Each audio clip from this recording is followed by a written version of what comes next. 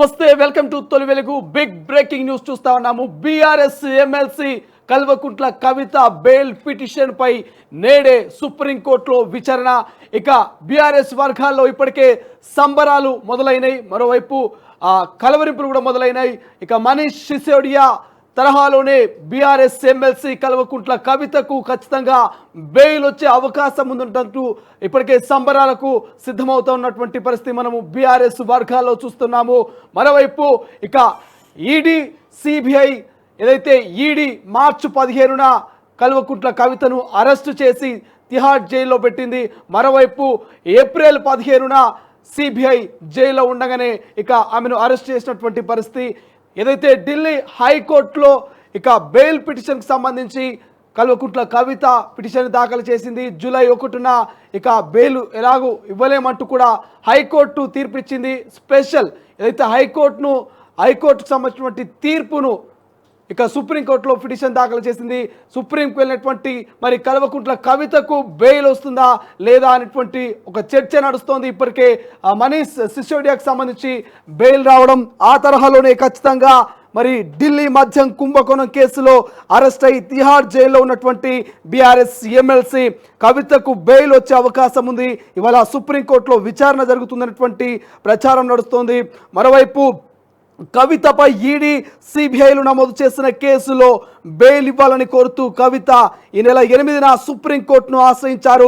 తనకు బెయిల్ ఇవ్వడానికి నిరాకరిస్తూ ఢిల్లీ హైకోర్టు జూలై 1న ఇచ్చిన తీర్పును సవాలు చేస్తూ సుప్రీంకోర్టులో స్పెషల్ లీవ్ పిటిషన్ను కవిత దాఖలు చేశారు. మద్యం పాలసీ కేసులో కవిత సాక్ష్యాలని ధ్వంసం చేయడంతో పాటు సాక్షులను ప్రభావితం చేయడానికి ప్రయత్నిస్తారన్నటువంటి ప్రచారము మరియు మరేవిధ దర్యాప్తు సంస్థల వాదనలతో ఢిల్లీ హైకోర్టు ఏకీభవించింది. ఇక ఢిల్లీ మద్యం పాలసీ కేసులో దర్యాప్తు సంస్థలు దాఖలు చేసిన ఛార్జ్ షీట్లో 50 మందిని నిందితులుగా పేర్కొన్నారు.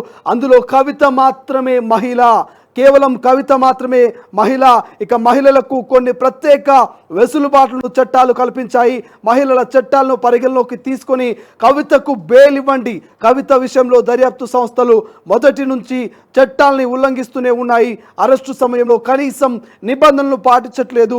మహిళలకు ప్రత్యేక రక్షణలు ఉన్నాయంటూ బీఆర్ఎస్ వర్గాలు ఆరోపణలు. మరోవైపు వాటి కింద కవితకు బెయిల్ ఇవ్వాలని కవిత తరపు సీనియర్ న్యాయవాదులు వినిపించిన వాదనలు హైకోర్టు పరిగణలోకి తీసుకోలేదు. ఇరు పక్షాల సుదీర్ఘ వాదనల తర్వాత కవిత దాఖలు చేసిన బెయిల్ పిటిషన్లను హైకోర్టు న్యాయమూర్తి జస్టిస్ స్వర్ణకాంత శర్మ కొట్టేశారు. ఇప్పుడు కవిత అవే అంశాల ఆధారంగా సుప్రీంకోర్టును ఆశ్రయించారు. ఆమె పిటిషన్ పై నేడు సుప్రీంకోర్టులో justice BR Gavai, justice KV విశ్వనాథుల ధర్మాసనము విచారించనుంది. మరి ఏం జరగబోతుంది? కవితకు సంబంధించి హైకోర్టును ఆశ్రయించినప్పటికీ హైకోర్టు ఆ కేసును కొట్టేసింది. ఎట్టి పరిస్థితుల్లో బెయిల్ ఇచ్చే అవకాశం లేదంటూ కూడా ఇరుపక్షాల వాదనలు విన్నటువంటి హైకోర్టు మరి కేసును కొట్టేస్తే అవే అంశాలని ఆధారంగా చేసుకొని సుప్రీంకోర్టుకు వెళ్ళినటువంటి కవితకు మరి బెయిల్ ఇవ్వబోతుందా? మరి నిజంగా సుప్రీంకోర్టులో కొంత ఊరట లభించే అవకాశం ఉందా? ఇప్పటికే బీఆర్ఎస్ వర్గాలని కూడా ఆశగా ఎదురు చూస్తున్నాయి. హక్కొస్తుంది అనేటువంటి ప్రచారాన్ని, హక్కొస్తున్నటువంటి ట్యాగ్ లైన్ని మీడియా, సోషల్ మీడియా వేదికగా వాట్సాప్ గ్రూపుల్లో ప్రచారం చేస్తుంది.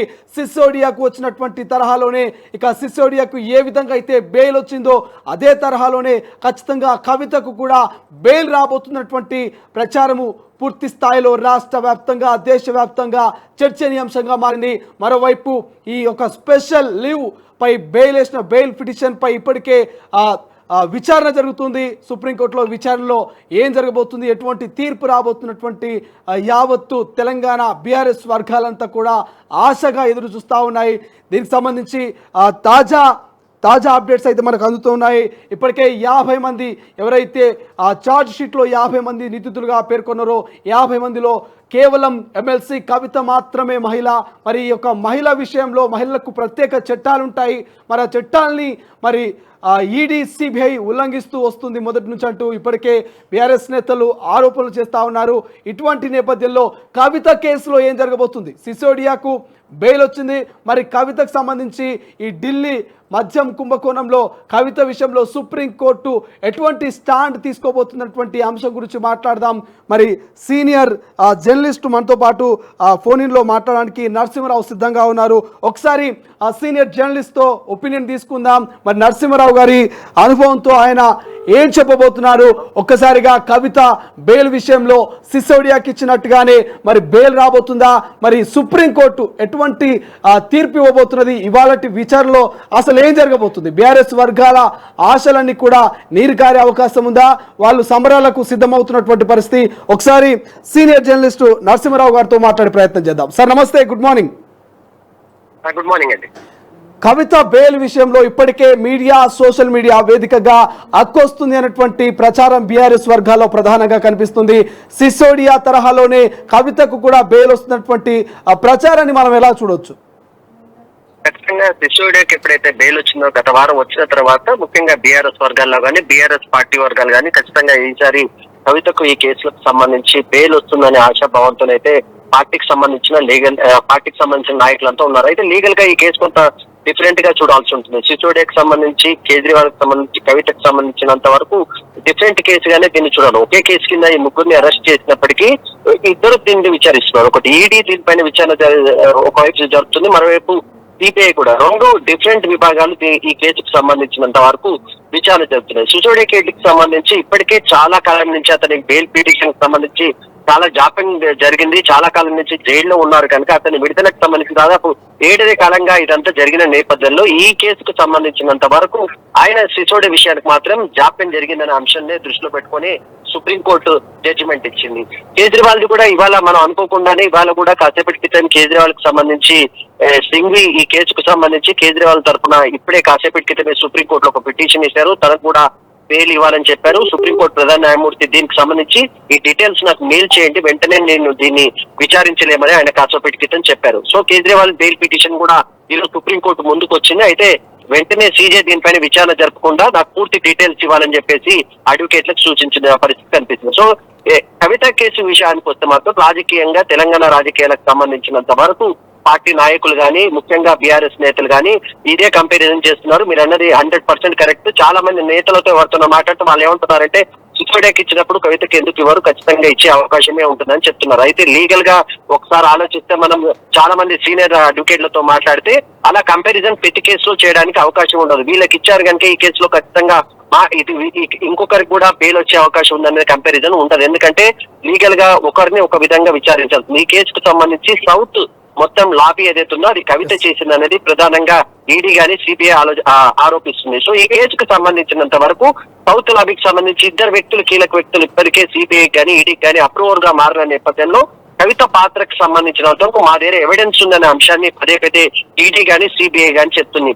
కానీ విచారణ ముందుకు జరగట్లేదు, లేడీగా ఉంది. చాలా కాలం నుంచి కోర్టు పెండింగ్ లో పెడుతున్నారు, విచారణ పెడితే డిలే చేస్తున్నారు అనే కేవలం ఆ ఒక్క అంశం మాత్రమే కవితకు ప్లస్ పాయింట్ అవకాశం ఉంది. సిసోడియాకి ఇచ్చిన కండిషన్స్ లోనే, ఎందుకంటే సిసోడియాకు బెయిల్ ఇచ్చే టైంలో సుప్రీంకోర్టు ఒక కామెంట్ చేసింది, ఎంతకాలం విచారిస్తారు, ఇంకా ఎప్పుడు పూర్తి చేస్తారు, వీటికి సరైన ఆధారాలు చూపించట్లేదు, కేవలం డిలే ప్రాసెస్ మాత్రమే మీరు చేస్తున్నారని సుప్రీంకోర్టు కామెంట్ చేసిన నేపథ్యంలో సేమ్ అంశాన్ని కవిత కేసులో కూడా ప్రస్తావిస్తారనే ఆశాభావంతోనే ఆ పార్టీకి సంబంధించిన నేతలు గాని, ముఖ్య నేతలు అందరూ ఎదురు చూస్తున్న పరిస్థితి మనకు కనిపిస్తుంది.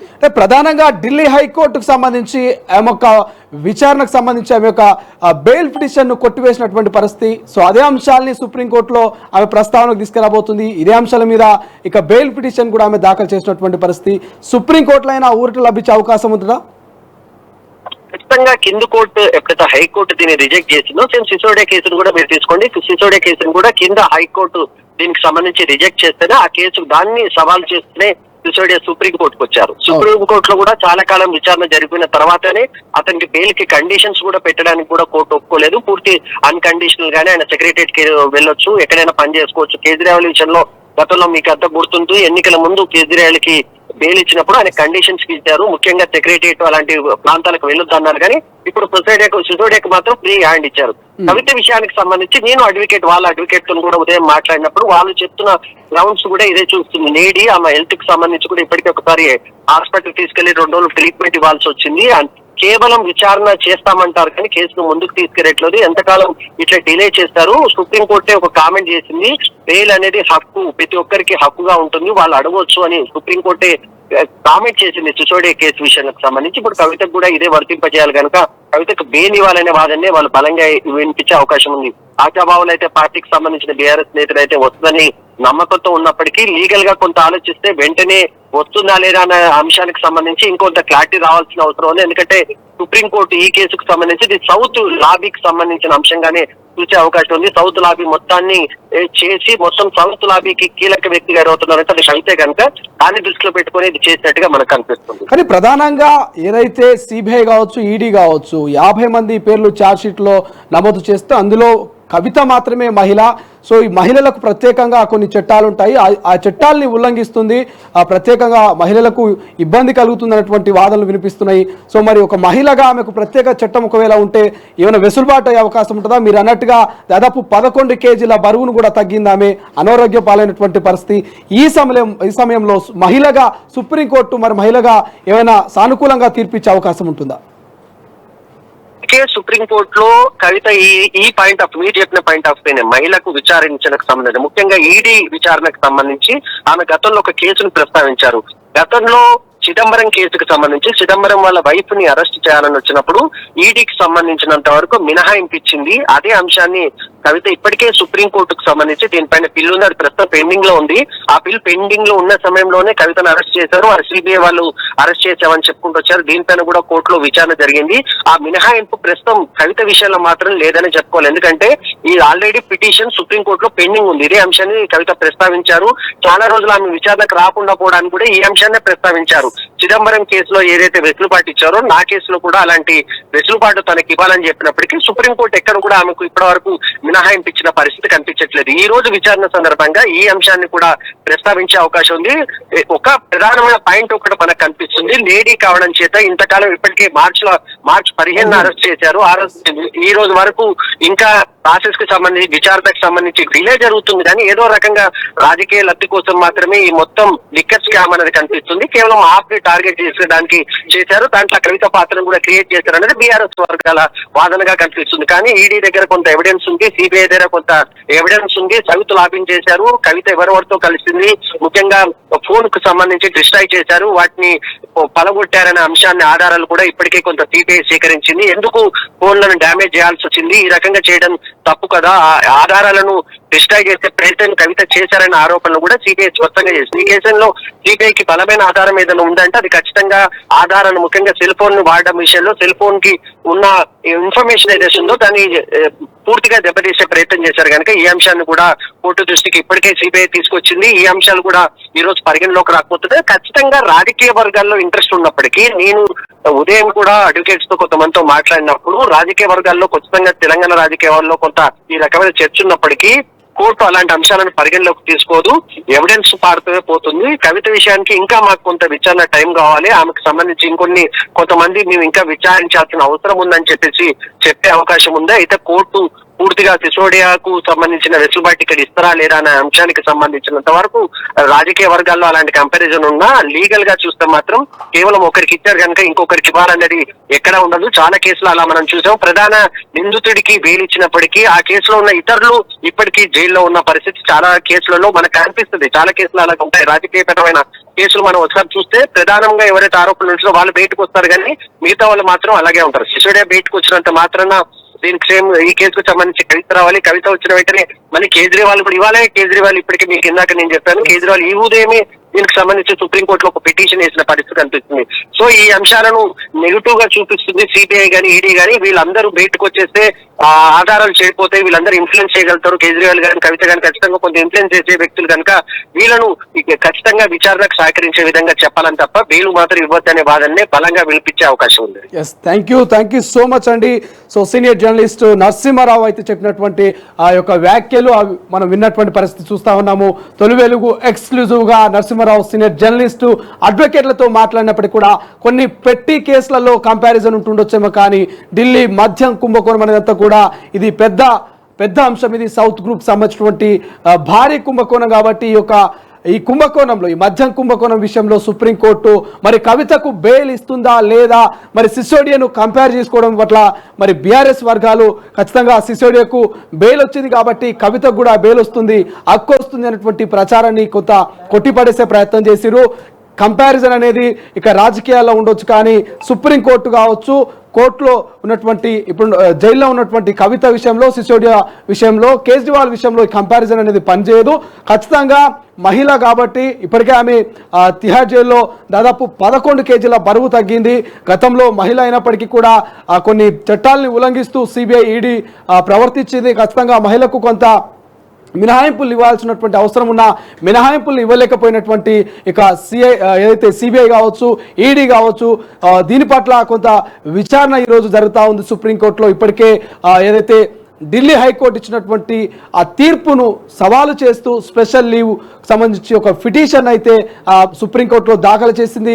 విచారణ జరుగుతుంది. మరి విచారణలో మాత్రం కవితకు బెయిల్ వచ్చే అవకాశం చాలా తక్కువగా ఉన్నట్టు మనకు సీనియర్ జర్నలిస్టు మాటల్లో అర్థమవుతుంది.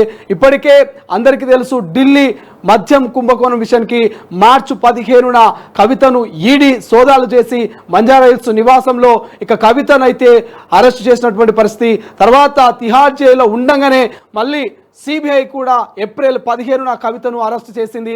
ఒకవేళ కవిత కానీ, ఇక సిసోడియా కానీ, ఇటు కేజ్రీవాల్ కానీ ఎవరైనా సరే మద్యం కుంభకోణంలో ప్రధానంగా నిందితులుగా ఉన్నటువంటి వీళ్ళు బయటికి వస్తే ఖచ్చితంగా ఆధారాలన్నీ కూడా చెల్లాచెదురు చేస్తారు. వీళ్ళ ప్రభావం కొంత వాటి మీద ఉంటుంది. అదేవిధంగా ఎవరైతే సాక్షులు ఉంటారో సాక్షుల మీద కూడా వీళ్ళ ప్రభావం పడుతుంది. సాక్ష్యాలన్నీ తారుమారు చేసే అవకాశం ఉంటుందని ఇప్పటికే ఈడీ కానీ, సిబిఐ కానీ కొంత ఫైట్ చేస్తుంది. ఇక హైకోర్టు కూడా ఒక పిటిషన్ను కొట్టివేసింది. ఖచ్చితంగా సుప్రీంకోర్టుకు వెళ్తాము, సుప్రీంకోర్టులో ఖచ్చితంగా మాకు ఊరట లభిస్తుంది, ఖచ్చితంగా బెయిల్ తెచ్చుకుంటామనేటువంటి బలమైనటువంటి నమ్మకంతో బీఆర్ఎస్ నేతలు, అటు ఎమ్మెల్సీ కవిత సుప్రీంకోర్టుకు వెళ్ళినటువంటి పరిస్థితి. కానీ ఇక ఈడీ మాత్రము, సిబిఐ మాత్రము ఎట్టి పరిస్థితుల్లో బెయిల్ ఇవ్వద్దు, విచారణకు సహకరించాలి, బయటికి వస్తే సాక్ష్యాలన్నీ తారుమారవుతాయి, ఖచ్చితంగా సాక్షుల మీద వీళ్ళ ప్రభావం ఉంటుందంటూ చెప్పినటువంటి పరిస్థితి.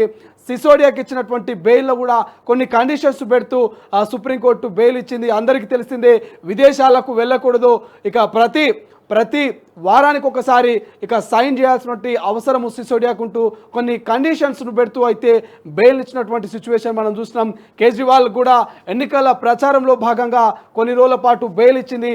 అనంతరం తాజా అప్డేట్ మనకు ఇక కేజ్రీవాల్ కూడా తనకు బెయిల్ ఇవ్వాలంటూ మరొక పిటిషన్ అయితే దాఖలు చేసినట్టు తెలుస్తుంది సుప్రీంకోర్టులో.